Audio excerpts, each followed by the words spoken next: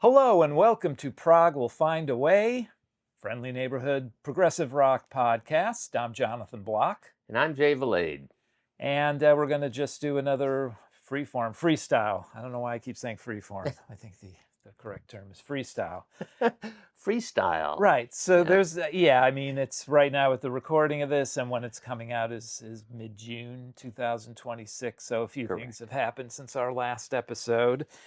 Some releases and what everybody's talking about and what's all over YouTube, at least, are videos of the initial week of Rush concerts. Yes, I mean, that thing is blowing up. Yeah. Have you watched any? I watched a couple. Okay. So the one that I watched was they did Camera Eye, which I don't know which night it was, but I really enjoyed it. It sounded awesome. Because that was the night I think they played all of Moving Pictures. Oh, okay. I really liked it. Of my one thing that I was, and it could just be Geddy in general, he's getting older. He's straining to reach some of these higher notes, but sound-wise and instrument-wise, they sounded really good. I think the new drummer is doing a great job. Yeah, I agree. She's great. Yeah. I mean, we knew she was good anyways. Yeah. She played with Jeff Beck. But, yeah, I mean, some of the videos I've watched, I thought when the first nights came out, the set list, I thought it was very interesting. They're opening with Xanadu, which is cool. So I watched a little of that and some smatterings of others. And they all sound good. She sounds really good. They're tight together. They're all tight. It's like they were... Yeah, they didn't miss a beat. Right, and I mean, it really was on whoever they picked as the drummer to do whatever they needed to do to just fit in with those two, you know. Yeah. And that's obviously beside the chemistry, and clearly she has. Did they play Chemistry? I don't know if they've played that yet. I mean, they have played some interesting tunes. They played all of 2112. I mean, they've done a lot of stuff. So, but I mean, have they been switching it up? Or? I think so. That's what it seems to be. Some songs get played every night, I'm sure, but they probably, okay, this night we'll play 2112, the whole thing, and this night we'll play all of Moving Pictures, the whole thing. We play some of it anyway, so it'll all end up in the same time. I mean, the thing that I get out of it is twofold. One is that, Geddy and Alex in particular look extremely sad. I mean, they're very happy. Yeah. They love being out there. They're feeding off the crowd. They're all feeding off the crowd, which leads into my second thing, which is like, every band dreams to have a fan base like that essentially accepts a monumental change like this with open arms. I mean, to come back out to sound that tight in a pretty short period of time. Yeah. And to be completely accepted by the fan base, and like I said, there's three separate parts here, right? To replace one of those parts is a really big deal. Yeah. But she's doing a fantastic job, and from a sound standpoint, musician wise, and the way that the songs are being played, it sounds fantastic. Yeah. I mean, there's some things like Tom Sawyer, she sticks pretty close to the script. Yeah. But there's other things where, it's interesting to hear another interpretation without, it may change over time, but right now she's very respectful of the source material. Right. But she has a certain style, and like there was an episode, Rick Beato talked to her, and the first thing he asked about was her drum kit, because she configures it differently for this than she would normally do. Right. Because she said she has to be melodic with some of the things that she does. Yeah. And she could do that in her regular configuration, but it would be a lot of this, and why? That's essentially why would I do that? So I think it just sounds so good. It really sounds good. And these are like audience recordings too, right? I know. It's amazing how far the technology has come, that you used to shudder when you look for the nicest looking one, because that obviously would have the sound. But the interesting thing is now you get a whole bunch of different angles, all with acceptable sound. So you can because there was one thing that was going. Oh, one video I was watching, I'm like, they have another keyboard player who's Yes, doing that was great too. And yeah. anytime, the few times you see him, he's got a ear to ear grin on. It's like great to see musicians be so happy. Which also is, I think that is a good thing. Yeah. Have they had a keyboard player? No, Supplemental keyboard player no, before? it I didn't was think so. it, it was always just the three, and why not? If they're going to change yeah. it, why not change it up? I mean, they're not young anymore, Right. so why put themselves through those paces? Particularly Geddy, Yeah. keys, bass, and singing from one person. Well, it does. Right. It takes a bit of the pressure off. The interesting thing is that Geddy is still like, I don't know, because they played so many years and so many shows that clearly, by the way they're playing, the muscle memory is really good. Did you see the interview with Rick about with Geddy? Yeah. And him just saying, by the time he's Right. done, it's just muscle memory. Exactly. Because I'm singing all these songs that are a different beat than the actual bass is playing. But to that same point, I don't think because part of that muscle memory is knowing where his feet go and know what to play on the keyboards too. He's kind of still doing that because I don't think he can stop. So I do often see him over there pressing the bass pedals, and he's got some keyboards. You have to look around because a lot of them, you can't tell, is he playing that line? Like, I know he's playing one, so instead of having to play two parts at once, he only has to play one part. Yeah. But I've been looking around for angles because I want to know what, like on Xanadu, is he playing the mini moog or is he playing the string sound? And then you find it, and it's like, well, actually, in some of these things, he's still playing everything. Yeah. And this guy's the other guy is supplementing, and I'm like, I understand that. It would be hard to get away from that. So, yeah, it's wild to see. Would you go see him? I think I would go see them, and I have an invitation to go see them. I'm not sure I can make it work, though, because it's right around Halloween. So I'll be somewhere with my grandkids. So I don't know if I can get to where the show is. It's not Halloween, but it's the next day. Well, Prog will find a way if you wanted to. Yeah, well, they wrote that before any of them had grandkids. So then... Speaking of Rush, I saw locally. I saw a Rush. That's right. Band you sent a couple me. Weeks ago. Speaking of Xanadu, I got a clip from Xanadu. Xanadu. They were really good. A Farewell to Kings. Okay. And they played the whole Moving Pictures album as their second set, plus additional others. I did not catch the first set. I was otherwise engaged, but I did make it over for the Moving Pictures part, and it was fun, and they did a great job. So shout out to A Farewell to Kings at Connecticut Park City Music Hall a couple weeks ago. Bridgeport, Connecticut. Yeah, they were fun. Was it 3 people more? Yeah, remember the configuration? Yeah. Cool. Neat. We were in the back. Okay. Because I came late. Oh, okay. Back being all the way back at the bar relative to a theater, to that type of setting. Well, it was pretty crowded too, so I wasn't like I was looking to see if there was a guy well, in I the could back tell playing from the keys. audience shot you were either in the midst of something big or further back because there were a lot of people in front of you, but they at least I wasn't paying too much attention. I was paying attention to the music, to the singer. Yeah. So there were probably 4. There were 4 because they had a singer and then the 3 instrumental. Yeah. Well, even the clip you sent me, people were into it. They were into it, for sure. Definitely. Maybe we can put something in here, or not. Yeah. We'll see what we can find. What else? Bunch of yes stuff. Well, yeah, a lot of yes stuff. Yeah. It's yesterday. Like the week of yes. Right, week of yes. Yeah. This is funny. Speaking of yes, literally yesterday, and you can do the math, Aurora came out, and Jay actually bought the vinyl. What's the story behind this? The reason that I bought the vinyl was that I knew it was going to come out streaming. Okay. And I thought I really liked the Roger Dean cover. So it's like, I want the big size versus the small size. Yeah.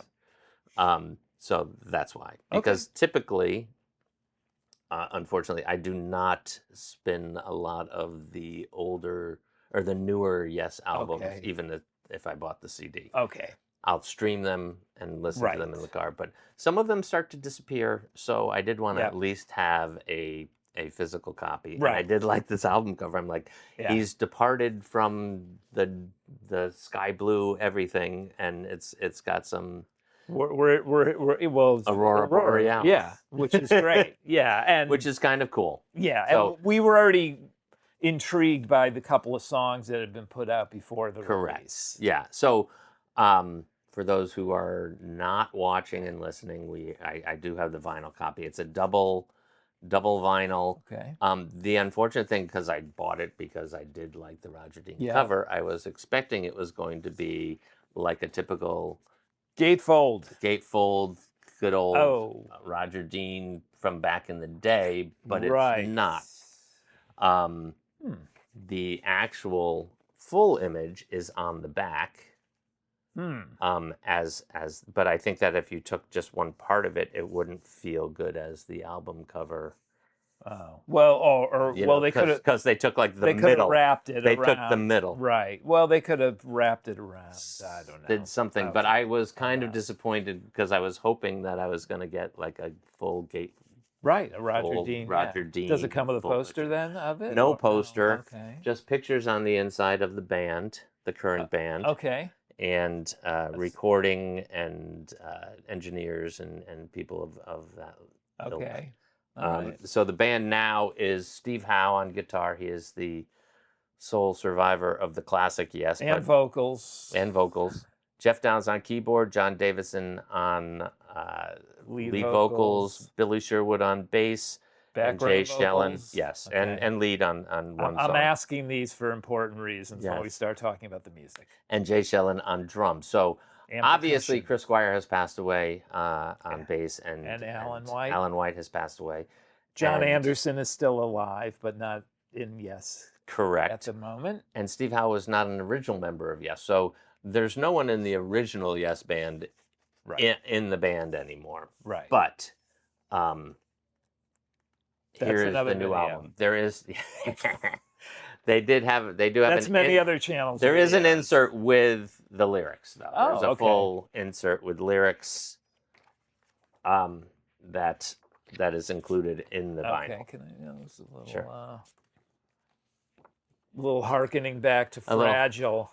Or close to the edge. Just Okay, the right. handwritten Roger Dean. Yes. It's as Yeah. if they took that and made it into a font and then typed out the lyrics. There you go. Um, So explain the configuration here, because I know from streaming that in streaming there's the proper album and then there's 2 or 3 bonus tracks. There's 2 bonus tracks. Okay. Which I don't quite understand if it's included on everything. Well, I right. I mean, The album proper Yeah. is the 1, 2, 3, 4, 5, 6, 7, 8 songs, Okay. and then 2 bonus tracks. okay. All right. Aurora, Turnaround Situation were released previously. Okay. So we've heard those before, and I think we talked about them on one of our other episodes, at least Aurora, Right. which I like the instrumentation. I Yep. like the arrangement. Yep. I thought that there needed to be more background vocals Right. to balance John Davison's voice. Yes. Turnaround Situation does have that. Yep. And then those were the 2 that I knew before. And Now then- I'm looking here right now, and so the thing you don't get in streaming is that some of these songs are multi-parts, and each movement is titled. Yes. So counter movement is Which is actually 4 movements. But when I'm looking at that on streaming, it's one song. It's one song. Outside the Box, the same way. Yes. Okay, so this is the same. My mistake. There are 2, something about jamming, right? Jam And then- Bustin'. Yeah. And Watching the River Roll. yes, so which the- is the Billy Sherwood song. So he Okay. does get a lead vocal on Okay. that, right? Right. And Jam Bustin' is it's Who a is? John Davison song. If I ask you a question about this album, are you going to be able to answer it? It just came. I just got it Okay, yesterday. I only have one question. Yes. And there could be a follow-up one. So, of course, I'm looking at the timing of it, and there's one longer track. So I Yes. go right to that track. Yeah. And they started, and someone starts singing, and it's not John Davison. I don't know who it is. Right. Is it so I'm like, is that Steve Unless Howe? I don't. Steve Howe sings Right. lead at the beginning of one of the songs, and I think it is the Okay. Anytime Soon Well, section. it's not just the beginning. It goes till about the middle of the song until John takes over. Right, which would be the Anytime Soon section, and then the next section Okay. is Yeah. when John takes All right. over. Yeah. It's. But they're singing with Steve. Yeah, But but Steve it's is not the lead. okay. Right, and it's not. And then it's not. It's. John Davidson is not mixed up enough. His vocal is not mixed up enough. It's not high enough in the No, mix. it's not I high agree. enough in the mix. I agree. I mean, I'm not gonna. From a I general don't standpoint, understand. I guess it's just I don't understand the creative or artistic decision behind that approach. I have the answer. Thank you. I have the answer. Produced by Steve Howe. Okay, there you go. All right. That's the answer. Having said that, there's some very and some of the other songs too, like "Love Lies Dreaming." So I see a title like that, and I'm like, "Oh, that's not going to be." And then all of a sudden, there's like these flash moments in there that sound like classic Yes. And Counter Movement has a lot of those in there too. And I'm Similar. like, "Oh, okay, this is it's wild." Yes, my biggest gripe so far, and again, take this for only having it for 24 Yep. hours, right? Is there's not enough punch. Okay. You know, there's Yep. a lot of acoustic guitar on it, and Yeah. there's a lot of nice sounds on it, but there's not. I don't know what it is, whether it's the mix or what, but I don't feel like there's a lot of interplay with the instruments that you get from a classic Yes Right. record. The guitar is mixed Yep. really up, and I'm like, "Where's the keyboards?" And then all of a sudden, the minute I say, "Where's the keyboards?" there's a keyboard. Right. Yeah. I gotta Right? tell you, the thing that surprised me the most on this album actually was Jeff Downes, because I'm assuming that Steve pretty much gives everybody free reign within a certain framework of whatever the song is. Yeah. Like, I don't think he's telling Billy Sherwood what to play on bass. I don't think he's telling Jeff Downes what to play. He may say, "Oh, I'd like to hear something like this, that." Yeah, He doesn't. For anything anybody says about him, he doesn't seem like that. He seems like he likes being in a band and he likes playing with people. Right, and they all get along. And they all get along, and so everybody's got their place. But Jeff Downes, I thought, again, I'm assuming he came up with a lot of this stuff. Is that it's actually really interesting and tasteful. The way you said, like, things will just kind of come in that I guess I didn't expect. Almost, and you know what? When I was listening to Counter Movement too, I was like, sometimes this stuff reminds me less of Yes and more of Mike Oldfield. I got like a Mike Oldfield vibe from some of it, which was, I'm not saying is a bad thing at all. Right. But I was like, this is this is definitely the most interesting of the Steve Howe led Yes albums. I agree. So as I look though, there's only one song outside of the song that everyone is on, which is Counter Movement, as far as writing credits. Okay. That Jeff Downes has a credit. Okay. Which is Adrian. Okay. All right. It's mainly Steve Howe and John Davidson, right? Right. Which is fine.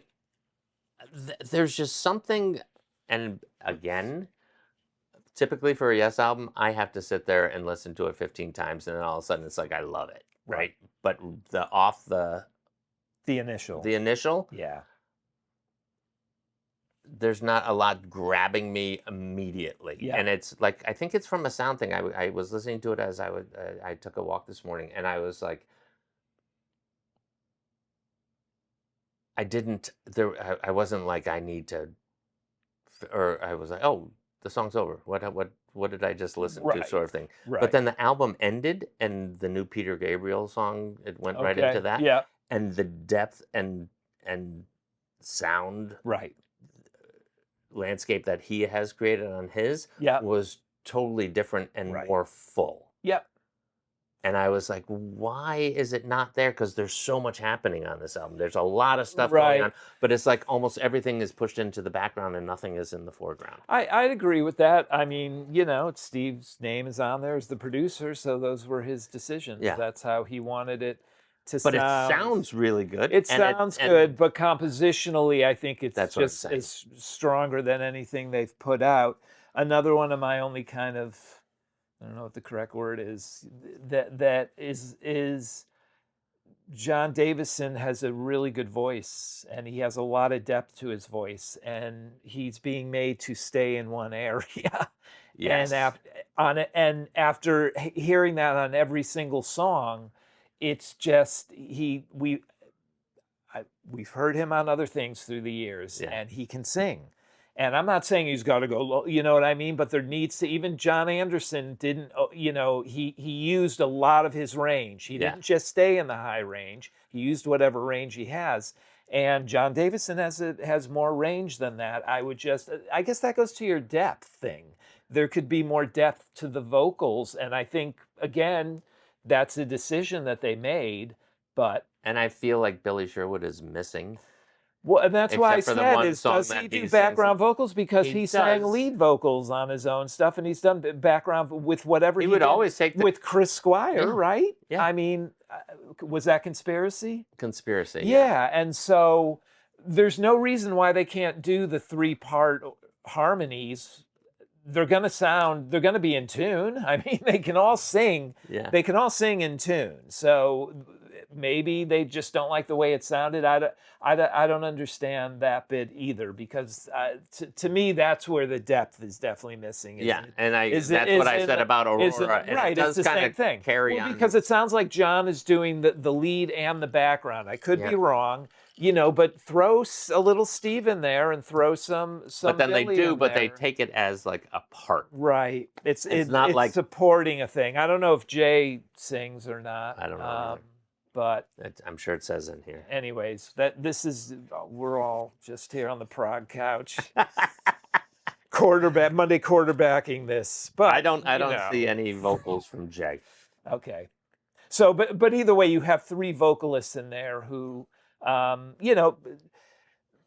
just to kind of go back to Rush, one of the things Geddy said is once they knew they were doing this, he hired a vocal coach, Yeah.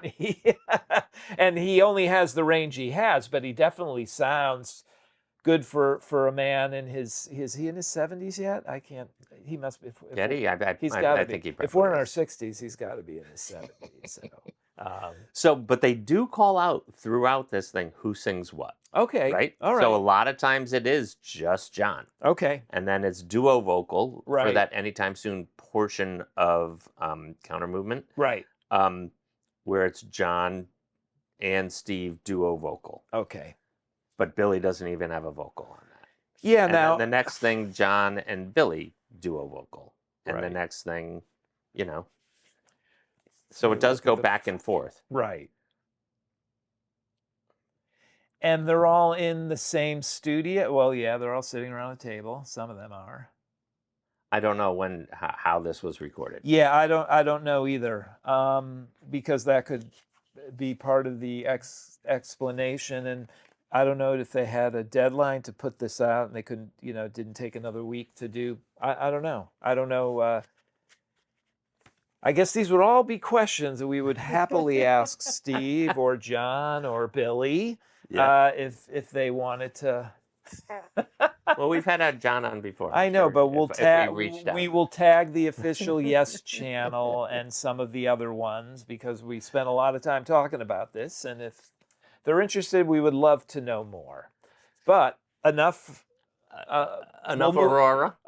The Auroras have ended, and now we're moving into And a you know different. what? We might come back on our next podcast after I've listened to it more than 1.5 times at 24 hours later, and have a more in-depth version of that review. Ended up getting From a Page vinyl. I know we talked about it last time, but this one does have like a full Roger Dean on the inside, but they again cut you on the overall on the backside, right? But this is nice, and then it's got a full write-up from Oliver all about the making of this album. Okay. And it's got a full lyric sheet on the other one, so it's another double vinyl. Wow. it's like the official version of Okay. that band that never happened. Right. Because I mean, All under the S banner still. all under the S banner Okay, with that's Steve great. Howe's blessing. That's great. You know, it's the full band From picture of that the era. band that they toured and Right. everything, but they never recorded an album together that saw the light of day, and so Right. now it has. Yep. And I absolutely enjoyed this one. Yeah, no, it's great. You get more Alan and more Chris. Yeah, and It's great. when you read about it, Oliver has he's Frankenstein some of these things. Okay. That he's, you know, I took Alan's drums from Ah. a demo that we Yeah. had, and I did this and did that to get what I needed to fill out. I don't know if it was Our Need or Words on a Page, but one of those songs, and it just comes across really nicely. Excellent. So apparently it's doing well, because there was a thing on Oliver had posted that we're all out. Oh, We have to excellent. repress. So Sold out. Yeah, The so initial they pressing. did more than expected. Excellent. And this was on Mercury Universal. So I don't Wow. know. Yeah. Okay. So that. There you go. And then recently, another Yes release, Roosevelt Stadium from 1976 is getting released out of the blue next month. Before any relayer box. Before the relayer box. Hopefully that won't be on the relayer box. Or it will. Or it will. But then there'll be no record store day. Well, maybe they're going to do 2 shows. Could be. Because it's 76, so Relayer came out in 74, so there's... Cobo Hall? Is this Cobo Hall? No, this is Roosevelt Stadium. I know, but Cobo Hall is one of the famous booths. booths. It's one of the famous booths. So. And then there's the Queen's Park, and that the video is out of, and yeah. So who knows what it will show up on the because Relayer it's not box. just the Relayer tour, then there's the Solos tour. Right. So maybe Yes. Is this the Solos tour? Or? I believe it is, because it's 76. Okay, so maybe they're getting the Solos tour. But I don't think that it has a lot on it. Doesn't. But it does. It has pieces. I know, but is it a full show? I thought there think were it other is. parts. Okay, what do I know? I think the one thing that they don't have... I read about it when people were still like, "There's no way this is happening. That's bullshit. It's not gonna come out." Like the 4 hours before it was like, then it came out on the official. Yes, because they put it out and then they took it down. It's like, go to our official link, and then you go to the link and there's no link there. It's like, what is going on? I know all the Yes fans were trying to stir up that it was conspiracy, but there's just not enough Yes fans. There was conspiracy, but that was Chris Squire and Billy Sherwood. But All right, I have to find what the set list is. Let me guess. I'm sure. So apparently, All Good People is on there at the expense of To Be Over. All right. I don't think they played To Be Over on that show, I know. but they it's Apocalypse from And You and I. Yeah, and then Siberian Khatru, Sound Chaser, Gates of Delirium, All Good People, Long Distance, The Story of I excerpt, Clap, Elias of Sunhillow excerpt, which is just like a little harp solo probably, Ritual, Heart of the Sunrise, Roundabout, and I'm Down by the Beatles. So I think it's the full show. Apparently before Yes came out, John did Leaves of Green alone on stage while somebody was, Chris Squire was late or something. Okay. I don't know. But I think it's the full show. Wow. So obviously we don't get To Be Over, so that would be more on the the Relayer tour. This is 1976, right after the solo albums came out. Chris was waiting for his kimono to well, come Chris, back from the Chris dry cleaner. was mad that they dropped Hold Out Your Hand. Oh, okay. I'm just kidding. So that comes out like in a month. Wow. So it was a shock. So I've ordered that one as well. So we'll talk more about that one when it comes out. Sure. All right. Well, that's a lot of stuff. Yeah. For just freestyle. Prog will find a way. If you want it to.